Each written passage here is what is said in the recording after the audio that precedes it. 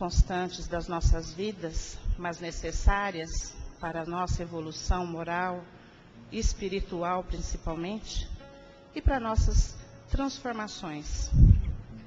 Agradecer a Jesus, o nosso Mestre amado, por mais essa oportunidade de estarmos aqui, Senhor, reunidos em Teu nome, para glorificar o Teu nome e o nome de Deus, nosso Pai Criador. Agradecer, Senhor, pelas bênçãos que tem nos concedido em todos os dias das nossas vidas. Agradecer pelo consolo, pelo amparo e, sobretudo, pelo esclarecimento que recebemos todos os dias nesta casa de oração. Mestre amado, por isso te pedimos que nos fortaleça a nossa fé, a nossa perseverança, que continue sempre conosco, com seu amor incondicional, que ilumina as nossas mentes e as nossas vidas. Pedimos também, Senhor, pelo orador da manhã, que ele nos traga uma mensagem que precisamos ouvir, que necessitamos e que principalmente, Senhor, sejamos merecedores para colocarmos em prática os teus ensinamentos. Que sejamos, Mestre, instrumentos da sua vontade, para levar a boa nova a todos os cantos, a todos aqueles que ainda não te conhecem. E, sobretudo, Senhor, que sejamos sempre discípulos do teu amor. Sê conosco, Mestre, hoje, agora e sempre, e que assim seja.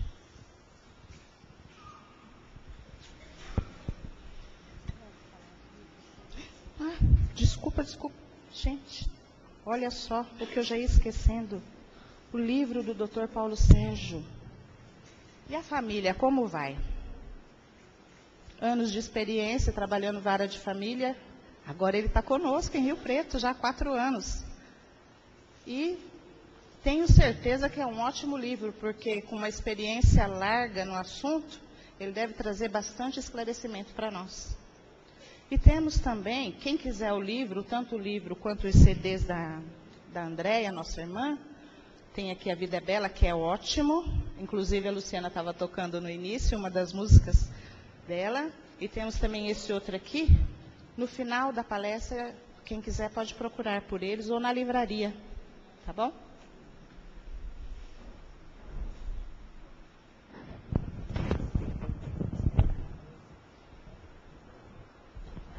Esse aqui.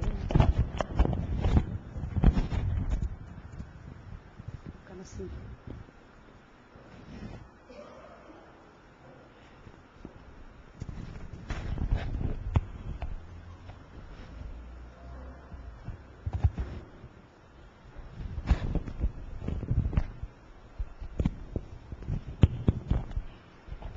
Bom dia. Antes de começar a cantar, eu só vou esclarecer que toda a renda do livro e dos CDs é destinada à manutenção das obras do Grupo Espírita Maria de Nazaré, em Votuporanga, tá? De Valdinho e do Luiz Antônio. E para começar bem essa manhã de domingo ensolarada, nós vamos começar sorrindo. Sorria, ainda que a tristeza lhe domine. Sorria mesmo se quiser chorar. Sorria, sorri, cada dia vai mudar para melhor. E aprenda a olhar a vida com os olhos do amor. E veja entre os espinhos a beleza da flor. Sorria, ainda que a tristeza lhe domine. Sorria mesmo se quiser chorar. Sorria, sorria e cada dia vai mudar para melhor. E lembre-se que tudo tem razão de ser, que nada acontece por acaso. Aprenda com a dor que faz crescer. Sorria, ainda que a tristeza lhe domine. Sorria mesmo se quiser chorar, sorria, sorria e cada dia vai mudar para melhor. Sorria, sorria, sorrir contagia, não podemos esquecer disso. Faz bem para nós e para todos que convivem conosco. Cultivar a tristeza é um vício que atrapalha. Se há no ar tanta beleza, só chorar já é mortalha. Remoer todo problema é morrer afogado na areia da praia. Se a alegria contagia, é porque o sorriso se espalha. A vida foi feita pra felicidade. É só despertar para a realidade, que é o amor no bem geral. A solução é ter o ideal. A solução é ter o ideal no bem geral. A solução é ter o ideal. E assim nós vamos concluir que somos felizes quando temos o ideal no bem geral. Eu sou feliz, pois tudo que tenho na vida me diz que eu sou feliz, sou muito feliz. Eu sou feliz, pois tudo que tenho na vida me diz que eu sou feliz, sou muito feliz. Ganhei de presente da vida um corpo e posso dizer, isso já não é pouco. Nem vou reclamar desta vida ao sofrer, pois terei a chance de crescer. Eu sou feliz, pois tudo que tenho na vida me diz que eu sou feliz, sou muito feliz. Vamos cantar junto? Eu sou feliz, pois tudo que tenho na vida me diz que eu sou feliz, sou muito feliz. Bem bonito, bem forte. Eu sou feliz. Por quê? Pois tudo que tenho na vida me diz que eu sou feliz, sou muito feliz. Que nós tenhamos essa alegria, esse ânimo, esse entusiasmo de viver a cada momento dos nossos dias. E vamos aproveitar o ensejo agora para ouvir sobre a liberdade que nós temos de escolher entre pensar coisas boas ou não.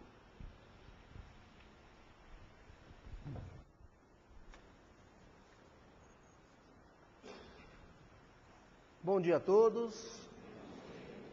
Que a paz de Deus, o nosso Pai, esteja conosco durante esses breves minutos de estudos, minutos de reflexões. Muitas vezes, os oradores se apresentam numa casa espírita e cumprem um ritual dizendo que estão felizes por estarem naquele local. Mas hoje eu quero dizer da minha alegria de estar aqui, e não é apenas para cumprir uma formalidade. É porque todas as vezes que aqui estamos, que aqui comparecemos, somos sempre muito bem recebidos, revemos os amigos, e é de fato uma alegria e uma satisfação estar aqui nesta manhã tão bonita, ensolarada, para que juntos nós possamos refletir um pouco acerca da realidade da vida, acerca dos ensinamentos ministrados pelo Mestre Jesus. E nós vamos começar os nossos estudos, as nossas reflexões, fazendo uma indagação. Nós somos livres? É a pergunta que nós vamos colocar inicialmente. Nós temos liberdade? Será que nós podemos fazer o que nós quisermos, na hora que nós quisermos, da forma que nos melhor aprouver?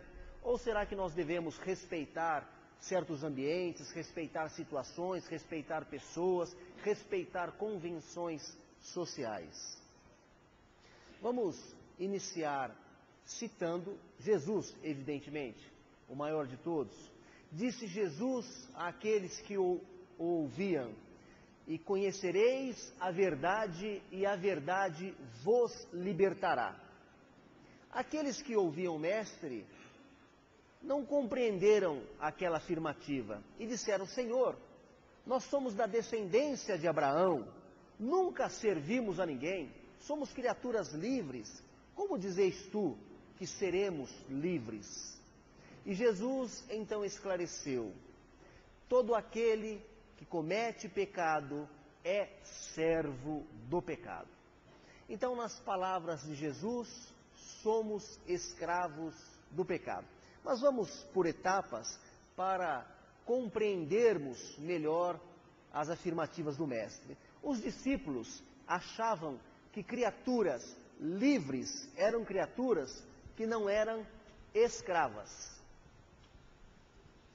Nós temos uma visão limitada da escravidão, porque tivemos no Brasil a escravidão dos negros, mas a história conta que existiram inúmeras espécies de escravidão. Escravidão, por exemplo, do devedor para com o credor, escravidão de brancos, de amarelos, de vermelhos, de mulheres, de crianças, enfim. E naquela época pensava-se em escravidão, em liberdade apenas como oposto de escravidão. Nos dias atuais nós poderíamos dizer: será que existe uma escravidão? Será que há algum povo que é escravo, algum povo que não é politicamente livre? Nós poderíamos recordar de Cuba, recordar da China, que na semana passada aprovou lei autorizando que as pessoas tenham patrimônio pela primeira vez. Então, nem propriedade privada eles tinham na China até o mês passado, até outro dia, não é? A lei que autorizava na China as pessoas a escolherem os cônjuges tem 30 anos. Então, nem escolher o marido e a mulher eles podiam. Então, perguntaríamos: será que o povo de Cuba, o povo da China, por exemplo, eles não são livres, aqueles povos, e nós somos livres, porque nós temos liberdade? Nosso povo é um povo que não é escravizado, que não está sob o jugo de nenhum ditador, né? Eu fazia essa palestra outro dia. Ontem a seleção brasileira jogou, e eu fiz essa palestra outro dia quando a seleção brasileira tinha perdido para Portugal, naquela semana, né? Então eu dizia assim: no passado nós fomos colônia de Portugal, e agora, eu ia concluir, somos um país livre, né? Alguém disse, né? Agora nós somos fregueses de Portugal, né? Depois da seleção perder 2 vezes para Portugal. Enfim, somos livres porque nós não somos mais colônia de Portugal? A história diz que os judeus foram escravizados no Egito e depois conseguiram a libertação através de Moisés. O povo judeu hoje é um povo livre? Evidentemente que não, estão se digladiando com os árabes palestinos e não podem sair às ruas com medo de atentado. Enfim, então a liberdade política, a liberdade no sentido de não ser escravo, não é a liberdade ampla a que Jesus falava, a liberdade que nós aspiramos. Como também não é a liberdade que os jovens desejam. Às vezes o jovem fala assim: eu não vejo a hora de completar 18 anos. Vou poder dirigir, vou tirar minha carta, não vou precisar levantar cedo para ir na escola, porque meu pai não vai mais mandar de mim, eu não vou poder beber, vou poder fumar, vou poder sair de noite, não vou ter mais hora para voltar. É o que o jovem pensa, né? Sonhando com os 18 anos. Será que aos 18 anos nós conquistamos a liberdade? Será que o que o jovem aspira é a liberdade? Será que o que ele deseja chama-se liberdade ou tem outro nome? Chico Xavier nos fala, e encontramos isso no livro Vinhas de Luz, que a liberdade é para alçar voos aos céus e não para cair no fundo do poço. Então essa liberdade de poder beber, de poder passar a noite fora de casa, não é liberdade, é outra coisa. Enfim, Emmanuel também nos diz que a liberdade do faço o que quero gera desordem e favorece a loucura. E a liberdade do devo servir gera progresso e gera sublimação. Então, da mesma forma que a liberdade não é apenas o oposto da escravidão, a liberdade também não é essa liberdade do poder fazer o que quiser de qualquer forma, né? Joana de Ângeles também nos fala uma coisa importante. Ela nos diz o seguinte, né? Que a liberdade sexual que se prega no momento é um grande equívoco, porque a liberdade sexual exige maturidade moral, existe vinculação emocional. E esta liberdade sexual, que se divulga através da televisão, através das revistas, jornais, de uma maneira generalizada, esta liberdade sem compromisso moral é promiscuidade. E muito ao contrário de dar liberdade para a criatura, escraviza a criatura, torna a criatura mais dependente ainda das paixões, mais dependente dos pecados e dos compromissos materiais. Então, liberdade sexual também não é o sentido da liberdade que Jesus nos falava. Então, vou anotar aqui uma sequência para irmos desenvolvendo o raciocínio. Às vezes nós acompanhamos pelo noticiário os grandes artistas, aquelas personalidades de Hollywood, né, que para nós são o máximo, têm poder, têm fama, têm dinheiro, fazem o que querem, né? E de vez em quando passa assim, fulano de tal está internado numa clínica de de desintoxicação de álcool. Então, aquele artista estava consumindo muito álcool, precisou se internar para se tratar porque estava doente. Ou desintoxicação de drogas, muito comum também, né? Outro dia, ouvi falar na imprensa que Robert De Niro, um grande artista, estava internado porque ele padece de uma doença que o consome, que é dependência sexual. Muita liberdade sexual, então aquilo se tornou um vício e consumia, né, a sua sanidade. Então, o sexo o estava escravizando. É um exemplo interessante para nós enfatizarmos essa ideia de Joana de Ângeles, que a liberdade sexual exige maturidade moral para que possa ser vivenciada. Nós temos total liberdade com referência ao nosso corpo. Eu posso fazer o que eu quiser com o meu corpo?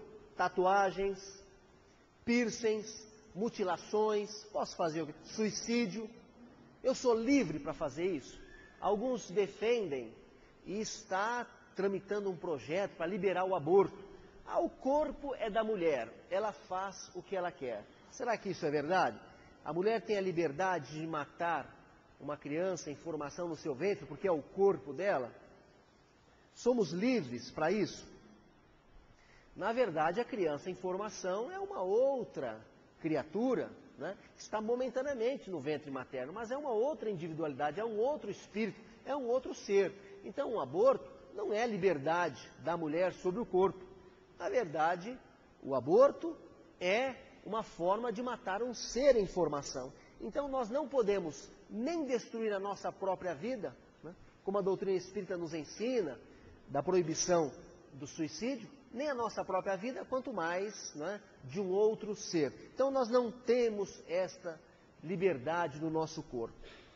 Divaldo Pereira Franco nos fala uma coisa interessante sobre a emancipação da mulher. Todo mundo sabe da importância da emancipação da mulher, principalmente no século passado, né? Quando as mulheres não votavam, né? As mulheres não tinham capacidade civil. Hoje, uma mulher com 18 anos vai lá e abre uma conta no banco, né? Com 21 anos. Mas não era assim. A mulher não adquiria capacidade no século passado. Ela dependia do pai, dependia do marido depois. E no transcurso do século, a mulher, né, adquiriu o direito de poder votar, natural. Emancipação foi algo formidável para a humanidade, não apenas para as mulheres, para a humanidade. Mas o Divaldo nos fala da sua preocupação, que com a emancipação, algumas poucas mulheres começaram a fazer, né, as coisas erradas que os homens faziam também. Por exemplo, fumar. É só um exemplo. Né? Então, esta emancipação, né, era para dar direitos, dar dignidade, e não para permitir que cometessem equívocos ilícitos. É só algo que ele nos fala para nos despertar a atenção. Né? Porque a liberdade, como diz Chico Xavier, é para alçar voos aos céus, não é?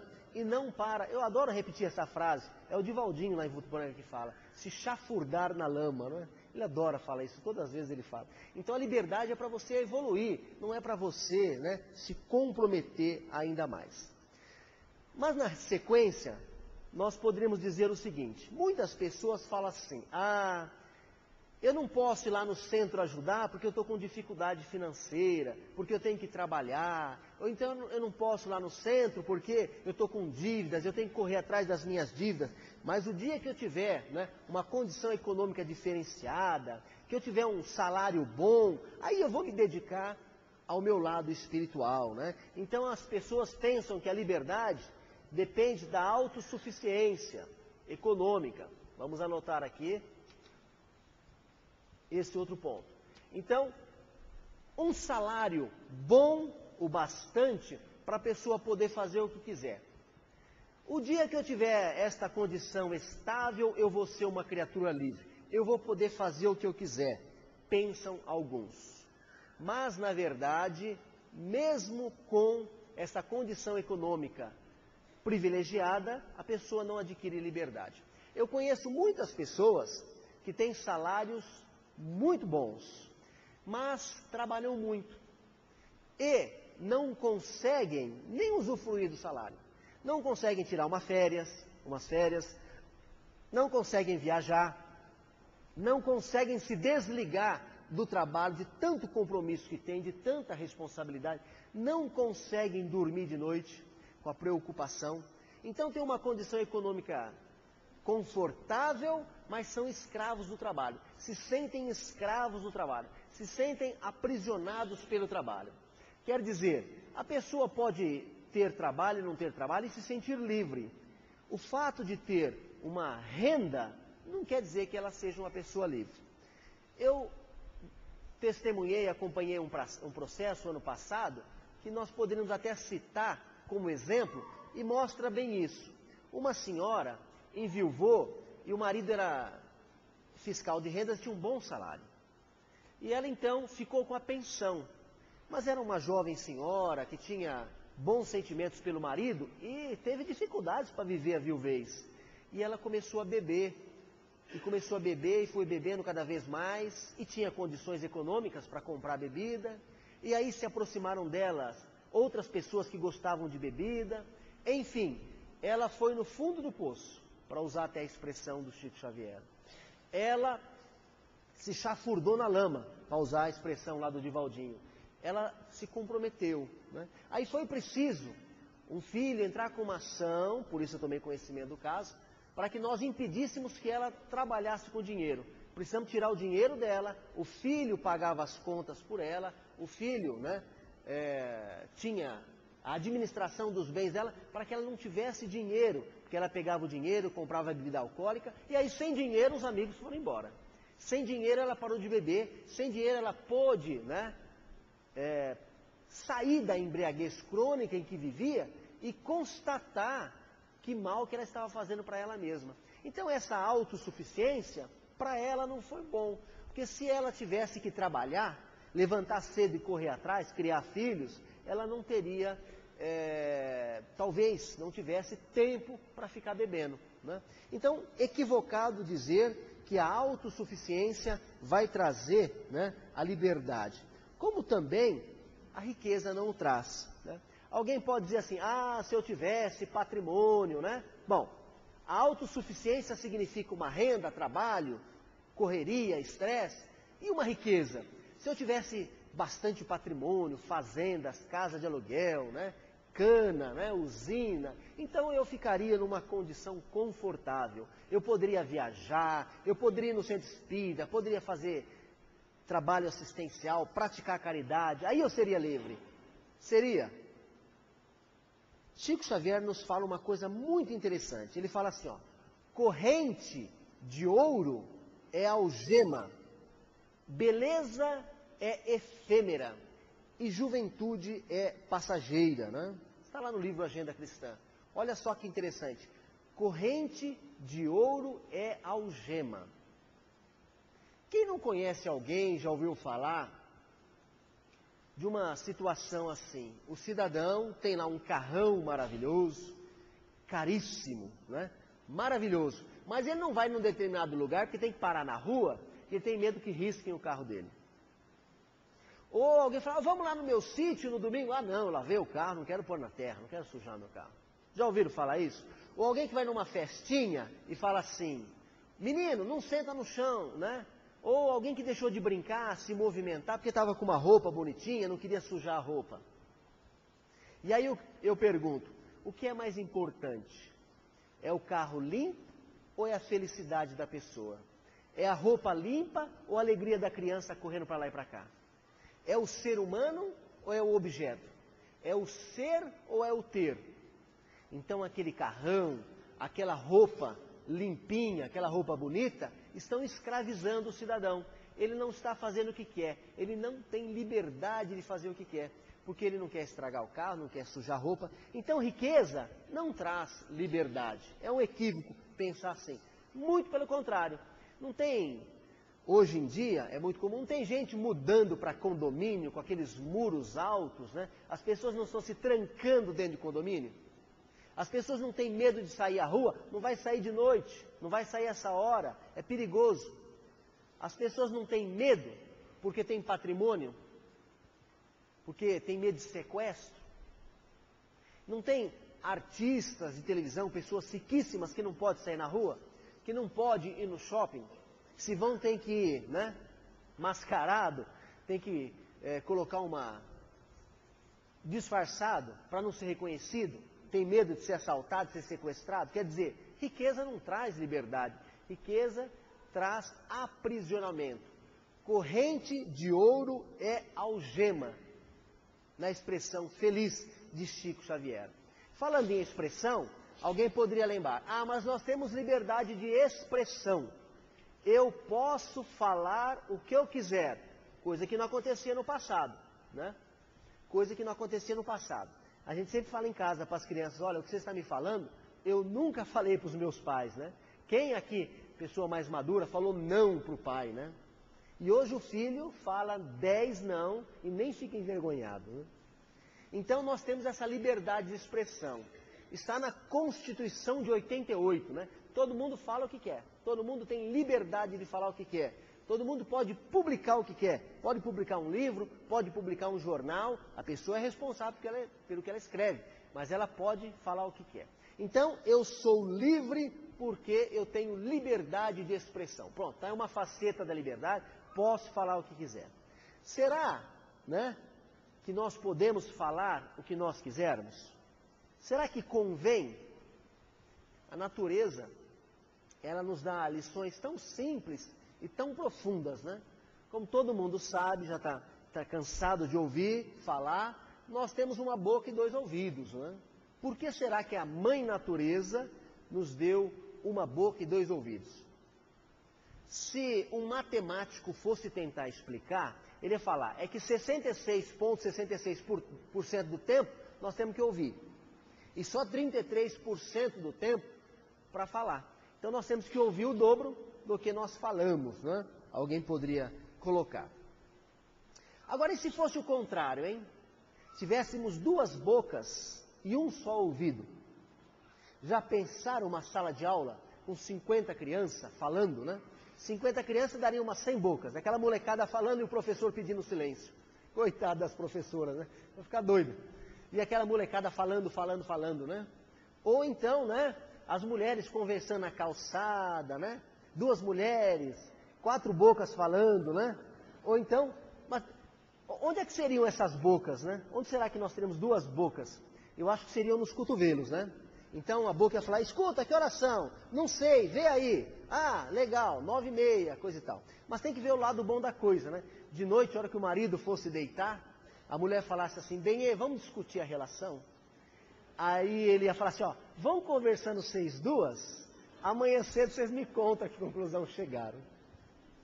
Brincadeira, né, gente? Evidentemente, né, para que nós tenhamos a convicção, né, da importância, né, de falar, mas com cuidado, porque somos responsáveis pelo que falamos, se nós ofendemos, se nós, né, machucamos as pessoas, né, tudo posso, mas nem tudo me convém, né?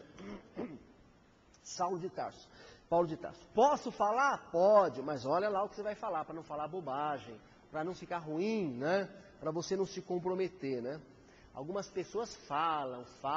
Tem uma personagem lá, naquele programa de sábado à noite, Zorra Total, né? Que é a Dirce do Aderbal, né?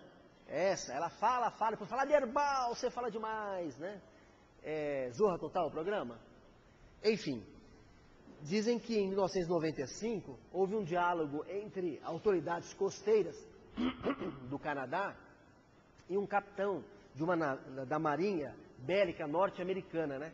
Se o capitão, né? Um diálogo através de microfone, né? O capitão do navio americano, né? Constatou que havia outra, né, embarcação, havia um ponto ali no seu radar e falou assim, favor mudar o seu curso 15 graus para o norte para evitar a colisão com a nossa embarcação.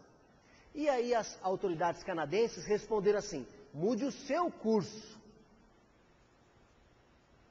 E o capitão da Marinha Americana, né, ele falou o seguinte, olha, isso aqui é o capitão do USS Lincoln, o segundo maior porta-aviões norte-americano no Atlântico.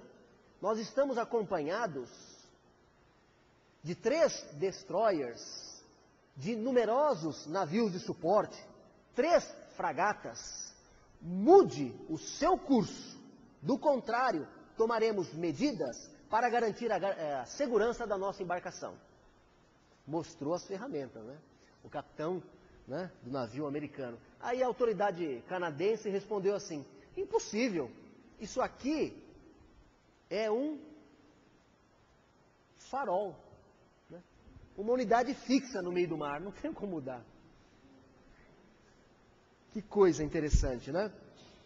Enfim, então o capitão da Marinha Bélica Americana, que era aquela potência militar, achava que podia todo mundo, né, mandar todo mundo sair da frente, né? Podia falar o que quisesse. Olha, sai da frente que eu estou chegando. E não é bem assim, né? Ele não conseguia mudar a natureza.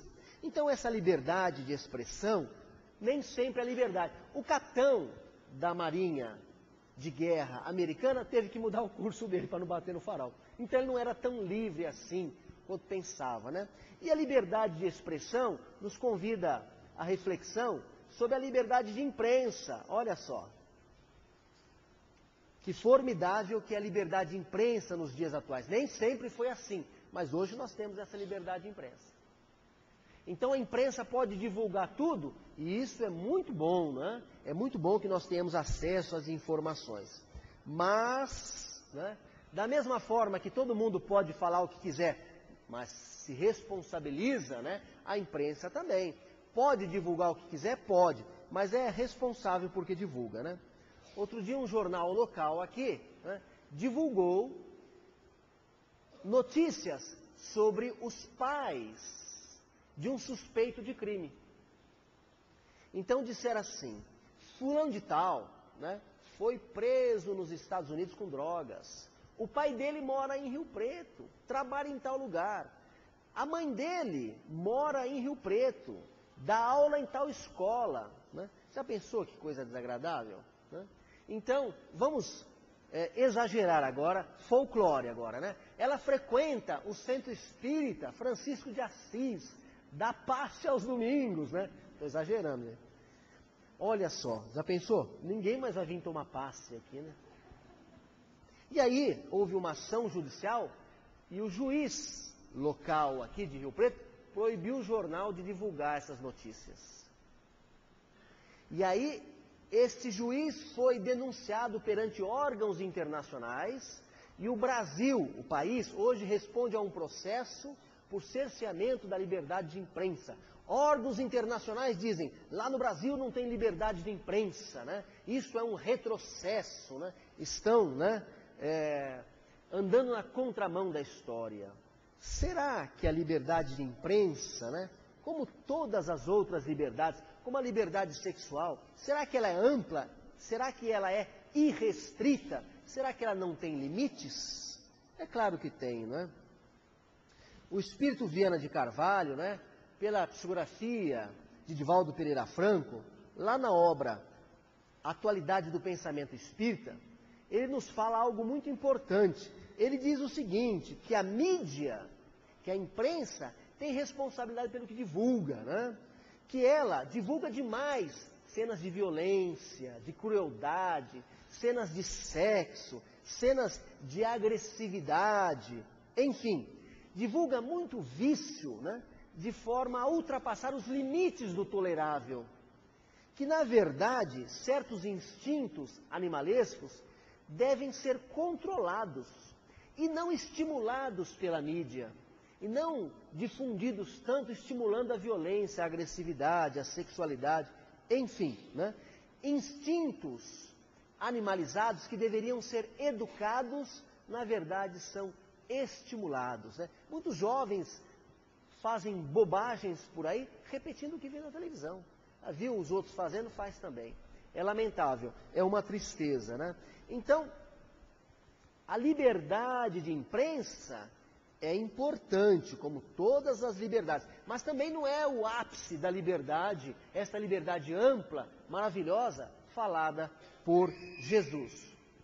E hoje nós vivemos uma outra liberdade também interessante. Mais ou menos um ano atrás, na capa do jornal Bom Dia, aqui de Rio Preto, dizia o seguinte, que abre-se uma igreja em Rio Preto por semana, ou uma igreja por dia, alguma coisa assim. Lembram de uma reportagem mostrando que abrir uma igreja é mais fácil que abrir um comércio, tem menos burocracia. E falava de números astronômicos, né? Então hoje nós vivemos uma tal de uma liberdade religiosa, graças a Deus, né? Uma liberdade religiosa, da mesma forma que as outras, às vezes, há abuso. Então nós vivemos uma liberdade religiosa. Também está na Constituição, né? Todos podem professar a religião que quiserem, né? Nós, espíritas, não seremos mais queimados na fogueira, né? Como foram muitos no passado, né? Muitos livros espíritas foram queimados, muitos foram excomungados. Vivemos a liberdade religiosa. Só que tem religião que existe por conta dessa liberdade, mas não compreende a liberdade. E aí a religião fala assim, é proibido fumar. Ela não esclarece, ela proíbe. É proibido beber, né? É proibido cortar o cabelo. Né? É proibido o quê? Entrar no templo de calça comprida. Tem que entrar com véu, saia. Mulheres de um lado, né? Homens do outro. Então é proibido misturar, né? É proibido tomar café. É proibido trabalhar no sábado. Nós estamos com a dificuldade lá em casa, minha esposa gosta de fazer a faxina no sábado e está difícil de arrumar trabalhador no sábado, né?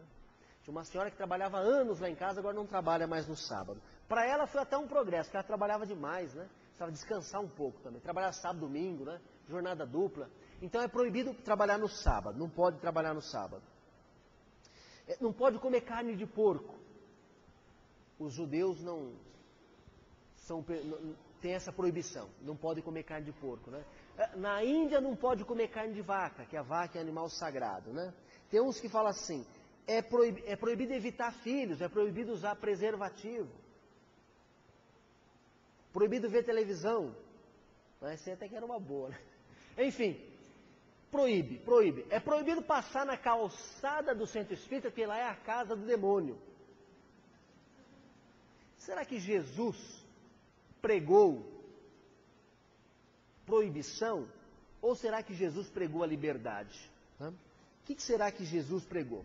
Nós temos aprendido na casa espírita que o espiritismo é a religião, a filosofia da libertação pela compreensão, pelo entendimento. Eu não vou fazer nada disso aí que é errado, não vou beber, fumar, porque eu entendo, eu aceito, não é porque estão me impondo, né? Então, o espiritismo é essa doutrina da fé raciocinada, eu compreendo, eu entendo, eu aceito, né? É aquela doutrina que te liberta pela verdade, pela compreensão, pelo entendimento, né? Não é aquela doutrina que te prende pela mentira, te amarra pelo medo, pela ameaça. Se você vê televisão, vai para o inferno. Se você não pagar o dízimo, você vai para o inferno. Então, a doutrina espírita é a doutrina que te liberta, que não te amarra pela mentira, pela falsidade, pelo terror, pela ameaça, né? Pelo fanatismo. Então, essa intolerância, né, é contrária à lei de Deus. Nem Deus nos escraviza. Né? Nem Deus nos escraviza.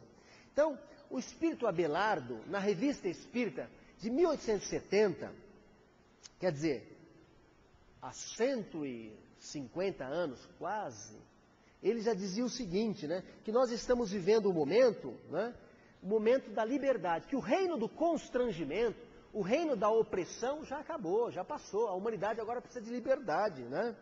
Então não é pelo medo, não é pela força, não é pela mentira que se vai evoluir a Terra, mas pela liberdade. Falava Abelardo há 150 anos atrás. Somente pela liberdade, pela compreensão, pela verdade, pelo entendimento é que nós vamos ter, né, a liberdade. Divaldo Pereira Franco, lá no livro Rumo às Estrelas, ele fala literalmente que Jesus trabalhou pela libertação da humanidade e não pela escravização, pelo aprisionamento, né? Mas hoje, infelizmente, continua Divaldo Pereira Franco, ainda tem uma escravidão disfarçada, né? Uma escravidão do patrão desonesto que não paga os direitos do empregado e amarra, escraviza, aproveita, ou do marido, né, que não respeita a mulher, ou vice-versa, a mulher que não respeita o marido. Quer dizer, nós temos que nos respeitar mutuamente nas nossas relações interpessoais, quer seja como marido e mulher, como patrão empregado, como pai e filho, tem que haver respeito, tem que haver, né, liberdade nesse relacionamento. Porque Deus, né, criou filhos e não escravos. Nem Deus criou escravos, né?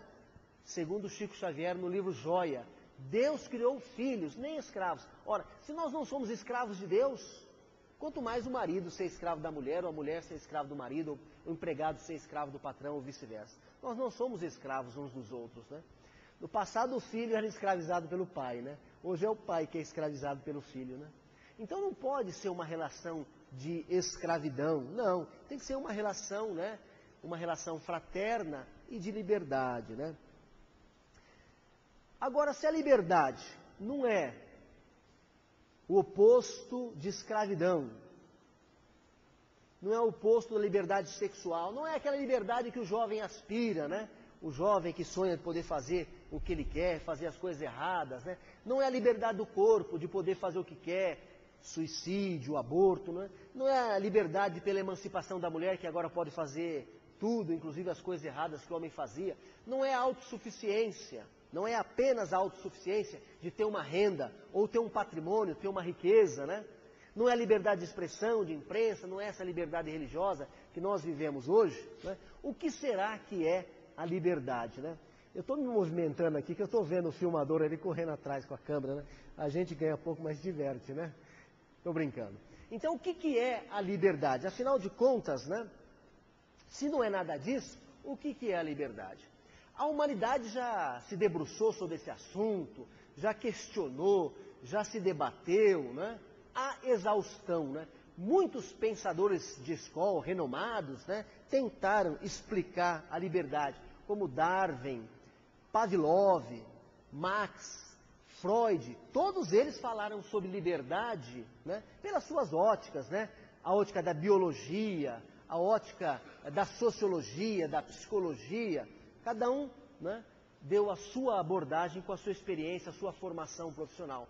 Mas caminharam, né, para um tal de determinismo, querendo dizer que estava no corpo alguma coisa que determinava que a pessoa fosse por aqui ou por ali. Quer dizer, a vontade da pessoa era pré-estabelecida por uma disposição orgânica.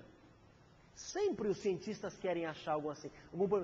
O cidadão tem um problema emocional, tem um problema espiritual, e aí alguém quer achar no corpo físico uma resposta. E não está no corpo físico, né? Muitos criminosos no passado foram dissecados, né? Na criminologia, mostra que muitos cientistas procuraram no corpo físico dos criminosos a resposta para os crimes. Como se ele tivesse um gene, uma célula diferente que o impulsionasse para o crime, que o levasse ao ilícito. E, na verdade, né, nós sabemos que a resposta para tudo não está no corpo físico. A resposta para muitas coisas está no corpo físico, mas a resposta para algumas coisas está no espírito e não no corpo físico. Então não adianta procurar no corpo uma resposta que vai estar no espírito. Então, os defeitos e as virtudes, como nós já sabemos, estão no espírito. É o espírito que é preguiçoso, não é o corpo físico, né? Não adianta falar assim, eu sou nervoso porque eu sou descendente de espanhol. No meu caso é verdade, né? Eu sou nervoso e sou descendente de espanhol. Mas não adianta eu justificar, é o sangue, né, da minha mãe era espanhola, né? Então é o sangue da minha mãe que corre em minhas veias. Eu sou nervoso por causa disso. Nada disso. Eu sou nervoso porque eu tenho esse defeito no espírito e não no corpo físico. Né? O corpo físico é o corpo físico. As virtudes, ou uma pessoa é generosa, ela é generosa porque o espírito é virtuoso e não porque o corpo físico, né, tenha essa virtude. Ou a pessoa tem problemas de ordem sexual. Eu cometi esses erros porque a carne é fraca. Não é a carne que é fraca, é o espírito que foi fraco diante daquela situação. Então, os defeitos e as virtudes não estão no corpo, estão no espírito, né? Então, não há nada no corpo que leve uma pessoa a fazer ou deixar de fazer, mas o próprio espírito. O livro dos Espíritos nos fala sobre livre-arbítrio, né? Nós sempre ouvimos falar na casa espírita, o cidadão tem o livre-arbítrio para fazer ou deixar de fazer, não é? E quando eu comecei a preparar esse estudo, eu refleti acerca da liberdade e livre-arbítrio. Eu busquei a resposta porque eu desconhecia, talvez até alguém já tenha se debruçado sobre esse tema. Qual é a diferença entre liberdade e livre-arbítrio? Né? Então o livro dos Espíritos nos fala assim, lá na questão 843. O homem tem a liberdade de pensar e o livre-arbítrio de agir sobre a matéria. O homem tem a liberdade de pensar e o livre-arbítrio de fazer ou não fazer. Então a liberdade é de pensamento, é um atributo do espírito. O espírito é livre. O espírito é livre. Ele pode estar num corpo enfermo, ele pode estar numa condição de aprisionamento no corpo, não consegue se mexer, sair da cama, mas o espírito é livre. Agora, o livre-arbítrio, fazer ou não deixar de fazer, é um atributo do corpo. Então, a criatura faz ou não, pode ou não pode. Olha só que interessante, o pessoal que joga futebol, os mais maduros, vamos colocar assim, conhece uma expressão muito usual no futebol, entre os veteranos, que é assim, ó, a cabeça pensa, mas o corpo não vai. Quer dizer, o cidadão já está madurão e ele vai jogar bola, né? Aí ele pensa que ele vai dar um pique, alcançar a bola, vai driblar, vai fazer um monte de coisa e não dá conta de fazer. Ele fala assim, pô, mas a cabeça pensa, mas o corpo não acompanha. Já ouviram essa expressão? Então, isso mostra que o espírito é livre. O espírito pensa, tem a liberdade de pensar. Mas o corpo não faz pela limitação orgânica, pela limitação da idade, pela limitação do corpo físico. O contrário também acontece. A criatura pode ter o livre-arbítrio para fazer ou deixar de fazer e não ter a liberdade total de pensar, embora o espírito seja livre. Vamos dar um exemplo. Uma criança de tenra idade, ela é um espírito livre, mas o espírito aprisionado no corpo. Então não tem maturidade porque é inexperiente. Então essa criança, ela pode, né, pensar coisas como os jovens pensam, de maneira equivocada, pela imaturidade, pela inexperiência. Mas podem fazer no mundo físico essas coisas, porque tem o livre-arbítrio. Então, a imprensa já mostrou, talvez alguém já tenha ouvido falar, de alguma criança em algum prédio, né, que colocou lá um lençol nas costas e pulou do prédio, achando que ia sair voando. E o que acontece nessa situação? O pensamento, né? Para lembrar mais uma palavra que o Divaldinho, nosso dirigente, gosta lá em Votuporanga. O pensamento está obnubilado. O pensamento está limitado, obstruído pela imaturidade, pela juventude, pela falta de experiência. Então aquela criança pensa que é o Batman, que é o super-homem. Ela pensa, ela é livre para pensar, mas está equivocada. E no mundo físico, ela pode agir. Então o pensamento é limitado, mas ela tem total liberdade. A mãe não está olhando, ela pula pela janela. Liberdade de pensar comprometida, livre arbítrio pleno. O jogador de futebol de idade, liberdade plena espiritual e livre arbítrio comprometido. Então, o que nós podemos resumir e guardar para nós, né? Que nós temos a liberdade como espíritos, a liberdade de consciência, que é um pensamento íntimo e que ninguém pode modificar. Quer dizer, temos que respeitar a liberdade, a forma dos outros pensar. Nem os benfeitores cerceiam a nossa liberdade. Os benfeitores não interferem na nossa vida a ponto de nos obrigar a fazer ou deixar de fazer. Eles nos dão a intuição, a boa orientação. E nós somos livres, né?